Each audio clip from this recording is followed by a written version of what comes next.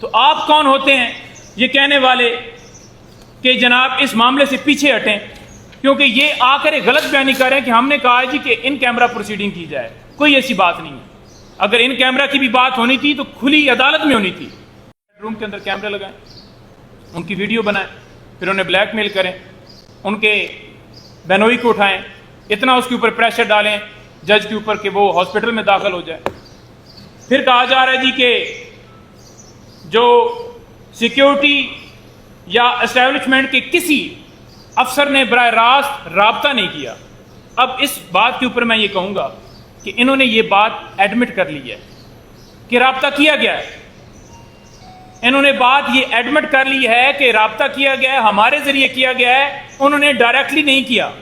تو آپ کون ہوتے ہیں یہ کہنے والے کہ جناب اس معاملے سے پیچھے ہٹیں، کیونکہ یہ آ کر غلط بیانی کر رہے ہیں کہ ہم نے کہا جی کہ ان کیمرہ پروسیڈنگ کی جائے. کوئی ایسی بات نہیں ہے.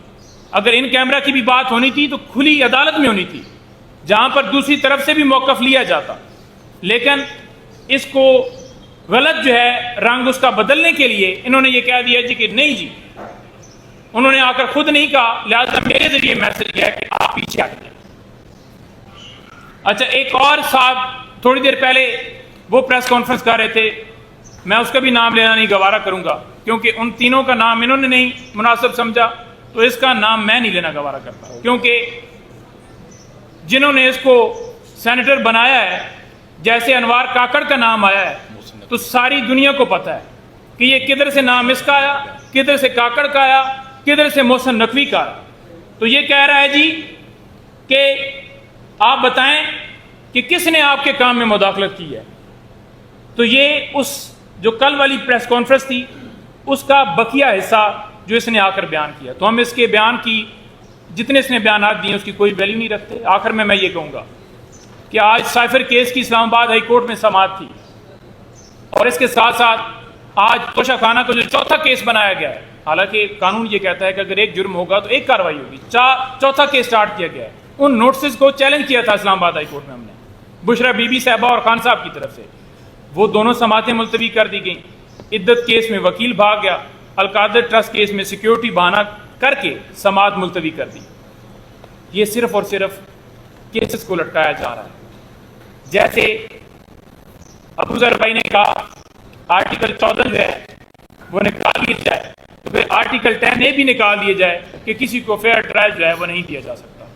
کیونکہ جب آپ ملک کے اندر بیٹھے ہوئے ہیں اور آپ مسند کے اوپر کسی جگہ کے اوپر بھی ہیں، اور اگر آپ کسی عدلیہ کے کسی عہدے کے اوپر بیٹھے ہوئے ہیں، کسی عدالت کے آپ جج ہیں، اور اگر آپ کو گھر چلے جانا چاہیے، پھر آپ کو اس کرسی کے اوپر بیٹھنے کا کوئی مقصد نہیں. Thank you. شکریہ جی.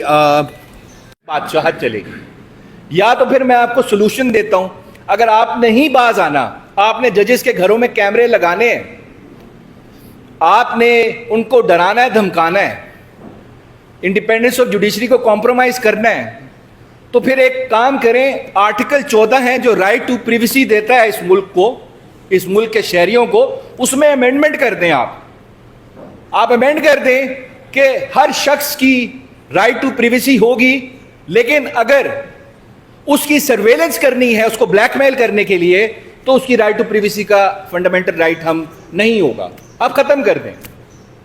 یا آپ اس ملک کا جو آئین کا بنیادی ڈھانچہ ہے انڈیپینڈنس آف جوڈیشری، کہ جوڈیشری انڈیپینڈنٹ ہوگی ایگزیکٹو سے، لیجسلیچر سے، یا آپ اس ڈھانچے کو تبدیل کر دیں. جی ہم نہیں کہتے جوڈیشری انڈیپینڈنٹ ہوگی، جوڈیشری تابع ہوگی کسی بادشاہ کے آگے یا کسی حکمران کے آگے جو کہتا ہے میں آئین کو نہیں مانتا، میں قانون کو نہیں مانتا، میں خواہشات پہ ملک چلاؤں گا. تو آپ کانسٹیٹیوشن امینڈ کر دیں، کہہ دیں کہ جی جوڈیشری آپ کی انڈیپینڈنٹ نہیں ہوگی، کچھ لوگوں کے تابع رہے گی. تو ٹھیک ہے، ہم مان لیتے ہیں، جو آئین کہے گا ہم وہ مانیں گے. دیکھیں، میرا ملک کا آئین کہتا ہے بالکل سٹارٹ میں پریامبل میں جو اس میں لکھا گیا ہے کہ اس ملک کے شہریوں کا فرض ہے کہ انہوں نے لڑنا ہے اپریشن اور ٹیرری کے خلاف. یہ ہماری فنڈامنٹل آبلیگیشن ہے.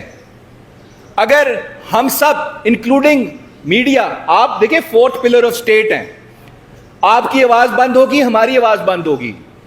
ہماری آواز بند ہوگی تو اس ملک کی آواز بند ہوگی. اس وقت یہ بڑا نازک موڑ ہے اس ملک میں. اس وجہ سے میرے خیال سے ہم ججز کا ہمیں بازو بننا پڑے گا, کیونکہ وہ ہمیں فیور نہ دیں, فیور نہیں چاہیے, انصاف کریں. انصاف کریں گے خان صاحب 2 دن میں باہر آ جائیں گے, جوڈیشری انڈیپینڈنٹ ہوگی تو.